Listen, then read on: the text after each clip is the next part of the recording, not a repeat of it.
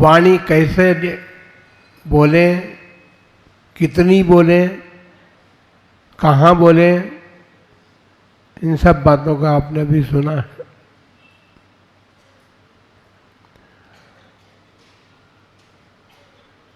ये सब बातें यदि हमारे में एक गुण प्राप्त हो तो सब प्राप्त कर सकते हैं।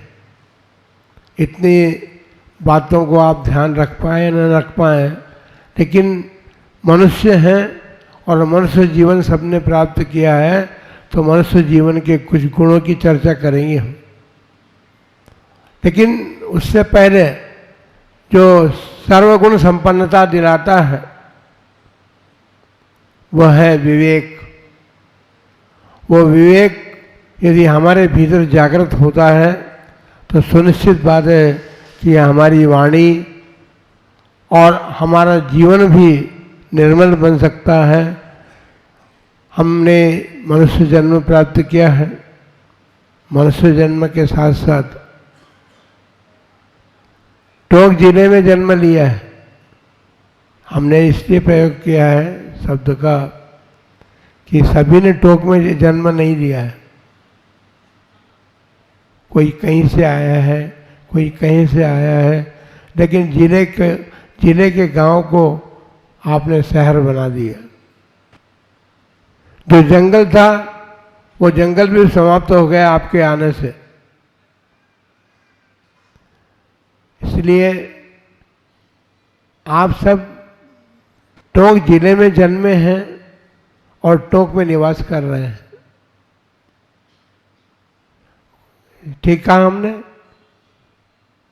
वाणी हमारी ठीक तो है कि अधिकतर लोग जो हैं टोक में नहीं जन्मे हैं, सब टोक से बाहर से आए हैं, लेकिन टोक निवासी कहलाते हैं। और टोक निवासी कहलाने का मतलब ये है कि हमारे जीवन में जो कुछ हमें प्राप्त है, जो कुछ हम कर रहे हैं, कहीं न कहीं हमें टोका जा सकता है। टोक बुरी होती, टोक नहीं, टोक बुरी होती है। और जब कोई टोकता है तो हमारा मन क्या कहता है? हमारा मन कहता है ये भी कैसा आदमी है, अपने आप को क्या समझता है, इत्यादि बात। लेकिन विवेक यदि हमारे भीतर जागृत हो तो हम उसकी बात सुन करके अपने विवेक को लगा करके सोच सकते हैं कि इसने इस बात को क्यों कहा। विवेक हमें अपने जीवन को देखने के लिए आवश्यक है। यदि हमारे जीवन में विवेक है तो हम सोच सकते हैं कि हमने ऐसा कौन सा कार्य कर दिया है जिसके कारण हमें टोका जाना। बंधुओं, माँ भी टोकती है, पिता भी टोकते हैं, भाई बंधु भी टोकते हैं, बड़े भाई छोटों को टोकते ही रहते। हमारे पड़ोस में हमारे ताऊ जी रहते थे और उनकी यही अभ्यास था। अभ्यास इसलिए था कि बच्चों का जीवन ठीक बने। वो छोटी छोटी बातों के लिए टोकते रहते थे, लेकिन साथ में ये भी कहते थे कि बुरा मत मानो, तुम्हारा जीवन ठीक बनने के लिए हम कह रहे हैं। तो बंधुओं, उपदेश हम भी दे रहे हैं। मनुष्य जन्म हम सब ने प्राप्त किया है, आपने भी प्राप्त किया है। और मनुष्य जीवन ऐसा वैसा भी नहीं है। हमने मनुष्य जन्म के साथ साथ आर्यखंड में हमने जन्म लिया है। आर्यखंड बहुत बड़ा है, उसके 6 खंड हैं और 6 भागों में बटा हुआ है। पर 6 खंडों में बटे हुए भारत क्षेत्र पर नहीं, पूरे आर्यखंड पर चक्रवर्ती ही शासन कर सकता है और कोई शासन नहीं कर सकता। यदि 6 खंड पर शासन करना है तो अपने भीतर विवेक जागृत रख करके वर्तमान में अपने जीवन को बनाने का प्रयत्न करें, क्योंकि विवेक जो है वो पुण्य अर्जित कराता है, और पुण्य जब अर्जित होता है तो हम चाहे जो कुछ प्राप्त कर सकते हैं। लेकिन बंधुओं, हमारा जीवन बहुत छोटा है। वर्तमान समय में हमने जन्म लिया है, हमारा अतीत जो है, जो बीत चुका है, वो भी अनंत काल उसमें लग गया है। और यदि हम सोचें कि आज हमने जन्म लिया है, कल हम अपनी बात को ठीक कर लेंगे, तो वो भी संभव नहीं है, क्योंकि भविष्य भी बहुत बड़ा है। अतीत और भविष्य जो है अनंत है। आपको तो वर्तमान को ठीक करना है ना। अतीत तो आपका गया और भविष्य आपने देखा नहीं है। अतीत भी आप भूल चुके हैं, आपको याद भी नहीं है कि हमने 2 भाव पहले कहाँ जन्म लिया था, आप नहीं बता सकते। इसलिए अतीत को याद रखना भी ठीक नहीं है और भविष्य की वांछा करना भी ठीक नहीं है। वर्तमान में जीना सीखें, और वर्तमान में जीना जो है वो विवेक सिखाता है। विवेक ज्ञान से प्राप्त होता है, या यह कहें कि विवेक का पर्यायवाची भी ज्ञान है या ज्ञान का पर्यायवाची विवेक है, तो भी चल सकता है।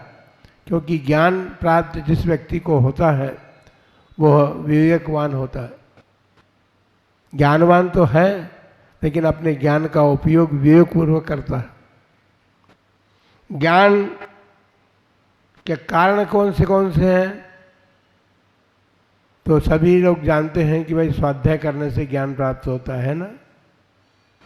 करते हैं आप सब लोग ज्ञान प्राप्ति के लिए, पर कैसे करते हैं ये देखना है। शास्त्र तो हमारे सामने खुला होता है, हम शास्त्र पढ़ रहे हैं। आपके जिनालय में हमने ऊपर नीचे सब दूर देखा है, एक दरी ऐसे स्थान पर बिछी हुई है, उसमें बैठ करके सभी स्वाध्याय कर सके। और स्वाध्याय करने के साथ साथ कितने लोग ऐसे हैं जो उस दरी पर बैठ करके स्वाध्याय करते हैं। ऐसा हमारा अभ्यास बनता जा रहा है। हम कहीं भी बैठ करके, कहीं भी खड़े होकर के, या कहीं भी किसी भी व्यक्ति से बात करके हम अपना समय पूरा करते हुए ये सोचते हैं कि हमने स्वाध्याय कर लिया। स्वाध्याय का मतलब है अपना अध्ययन करना। अपना अध्ययन से मतलब है शरीर का नहीं, आत्मा का अध्ययन करना है। शरीर तो हमारा है, हमने आज ही नहीं प्राप्त किया है, हमने अनेक बार प्राप्त किया।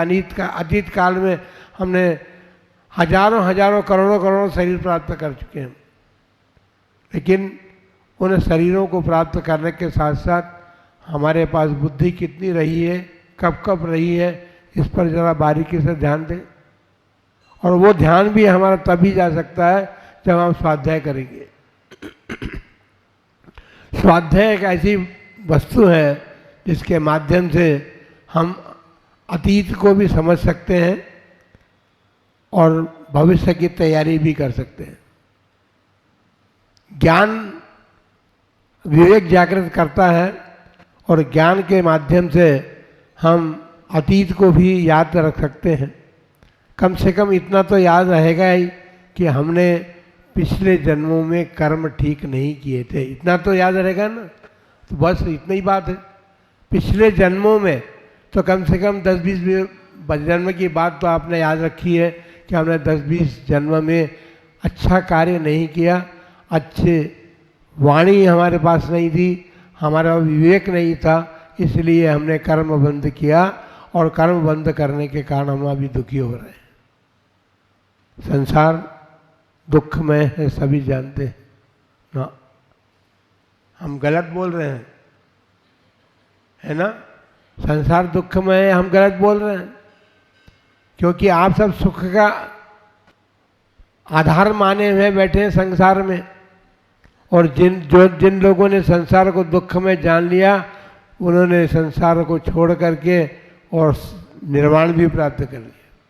अपन दूर की बात क्या करें, भगवान ऋषभदेव की तो जीवनी हमारे समक्ष है। भगवान ऋषभदेव से लेकर भगवान महावीर तक के तीर्थंकरों के जीवन को हम जान सकते हैं, इसका साधन हमारे पास है।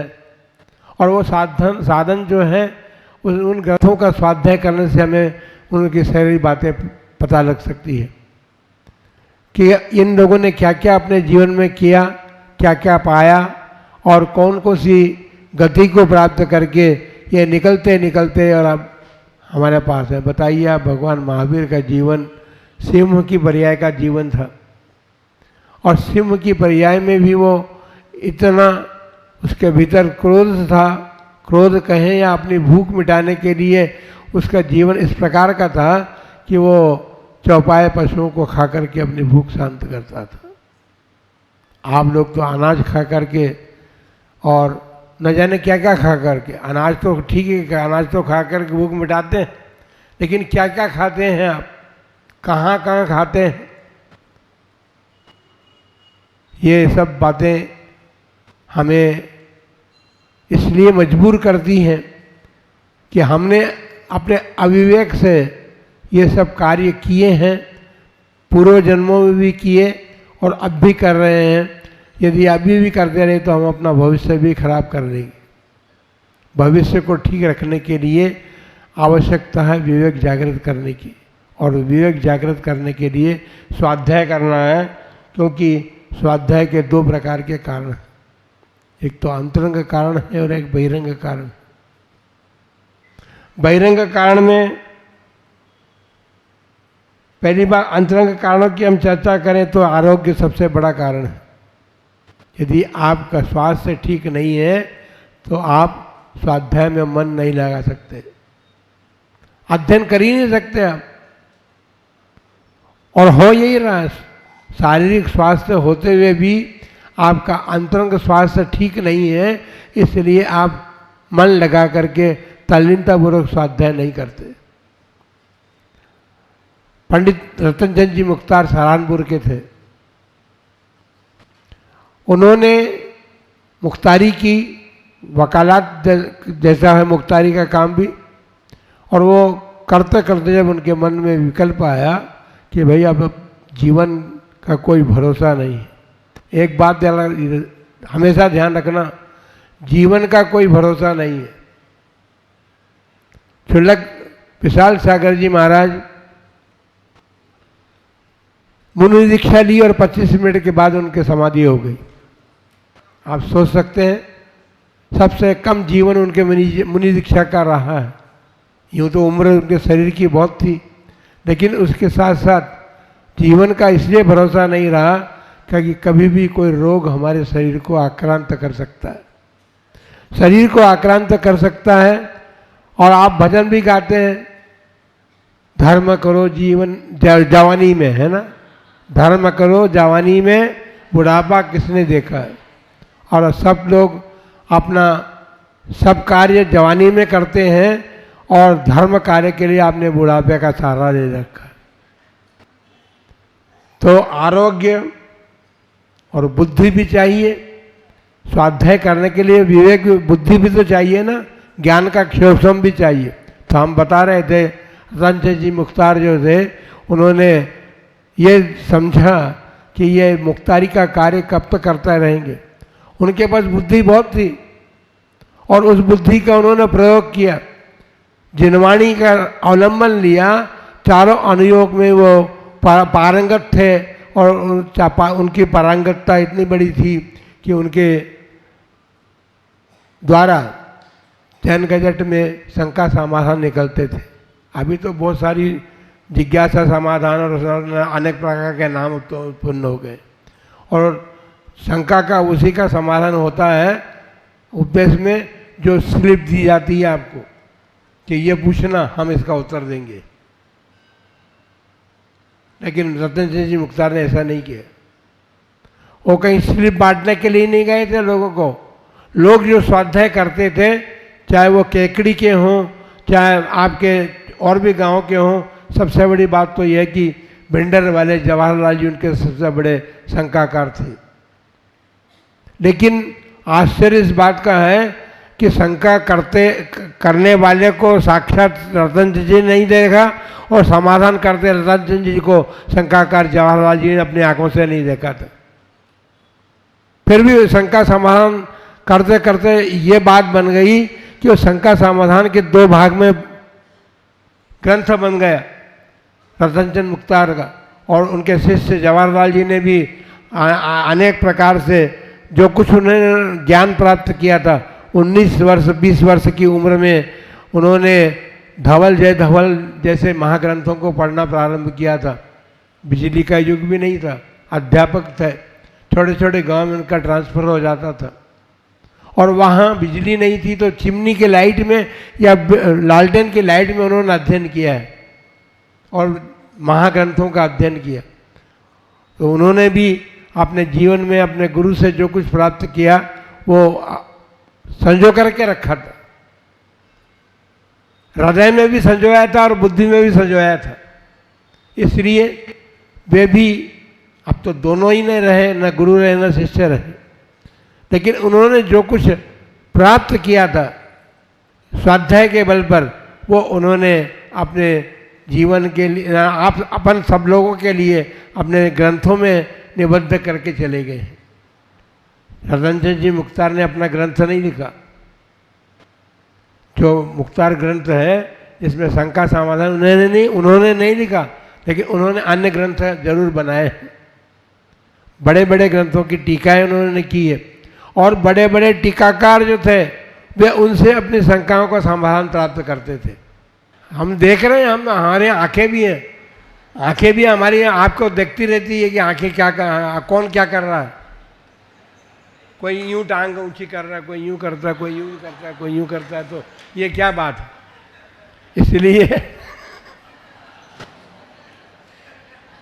ये धर्म श्रवण भी है या धर्मोपदेश है, वो भी स्वाध्याय का एक भेद है। 5 प्रकार के स्वाध्याय बताए, उसमें धर्मोपदेश भी वो है और धर्मोपदेश सुनना भी और धर्मोपदेश करना भी।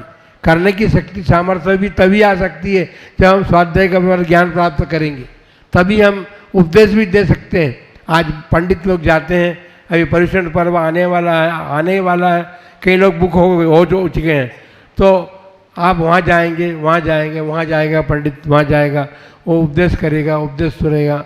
तो उपदेश करेगा किस बात पर? उपदेश तो सुनने वाले सुनेंगे, उपदेश करने वाले को भी तो ज्ञान चाहिए। और ये सब बातें हमने बड़ी उससे सीखी है, गुरुओं के पास रह करके, आचार्य कल्पवृक्ष जी महाराज के पास। और उपदेश देने की बात भी हमने सीखने का प्रयत्न किया, पुरुषार्थ किया विद्यानंद जी महाराज से, क्योंकि समय और विषय ये दोनों अपनी प्रवाह में बराबर चलते हैं। तो सुनिश्चित बात है कि समय का सदुपयोग भी होता है। और तो हम भी समय का ध्यान रखते हुए अपनी बात समाप्त करते हुए ये कहेंगे कि आप सभी स्वाध्याय को अपना आधार बनाएं विवेक जागृत करने के लिए और विवेक गुण को प्राप्त करके, क्योंकि मनुष्य पर्याय के अनेक गुणों की चर्चा करनी है हमको। तो हमने तो आज केवल विवेक, माता जी ने वाणी को कहा था, तो हमने विवेक, क्योंकि विवेकपूर्ण वाणी ही हमारा कल्याण कर सकती है। इसलिए सभी लोग अपने जीवन में विवेक को प्राप्त करें, ज्ञान से उस विवेक को प्राप्त करके अपने जीवन को सार्थक करें। इन्हीं मंगलमय भावना के साथ जय बोलो आदिनाथ भगवान की।